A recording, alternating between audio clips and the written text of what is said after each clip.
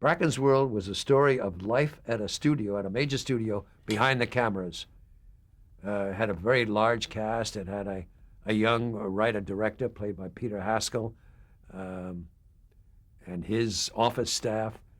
It had three beautiful young actresses who were what was then done at studios. They were the contract players who were put into little roles in various pictures to try to groom them to become stars.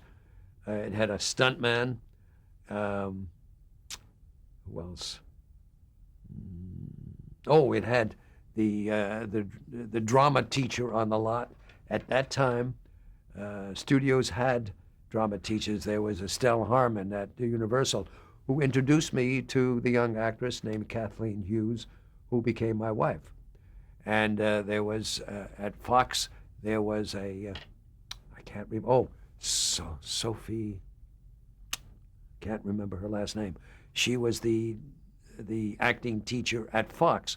So when I did a series about life behind the camera, one of our major roles was this acting teacher who trained the young actors and actresses coming up. And you used her as an advisor, the real person? Well, I talked to her before we developed the script. I didn't use her thereafter. I just cast an actress to play her.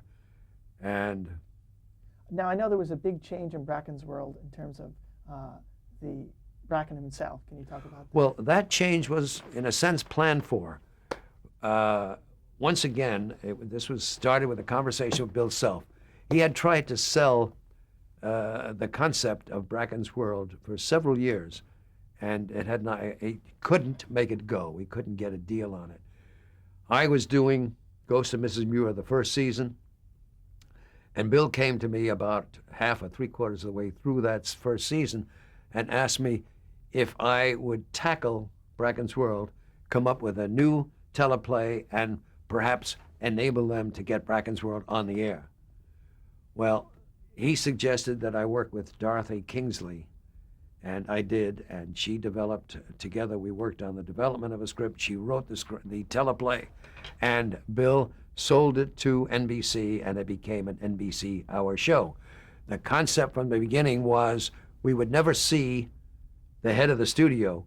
We would learn what the head of the studio, because he'd be away, and we were constantly engaged in going to Europe, in other affairs outside the studio, and we would learn of his edicts and his desires and his wishes and his comments through his executive secretary, to be played by Eleanor Parker.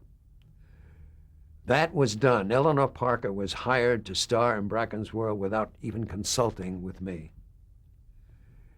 And it was, again, the kind of foolish move that is sometimes made if you don't talk to the people who are going to do the show for you. Because there was no way to satisfy Eleanor Parker. Eleanor Parker was a star, and she felt if she was hired to star in this series, that every story would center on Eleanor Parker. But as I mentioned, we had a large cast, and my concept of the show was that each week we would feature another one of the characters behind the cameras. One week, Peter Haskell. Another week, the the actor's coach.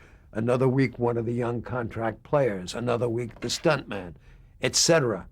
As we showed, week after week, we showed how films were made, which was one of the strong points of that series. The series was most successful in cities that had universities, that had film schools. With my concept of Bracken's World, and the fact that it was a large cast, I didn't see any way to feature her in every single story. And I told her so. And she was upset, and she was eagerly awaiting the next script. Each week, of course, we would send the performers another script. And it finally became obvious that I was not going to be able to satisfy her, and she was not going to be happy in the show. And so, I explained this to Bill Self and to his associate, David Gerber, and they made a settlement on her contract. She finished out the series as the executive secretary, but we decided then that the second year, if we were picked up, and we were picked up, the second year we would bring Bracken live into the show. and we cast Leslie Nielsen as Bracken.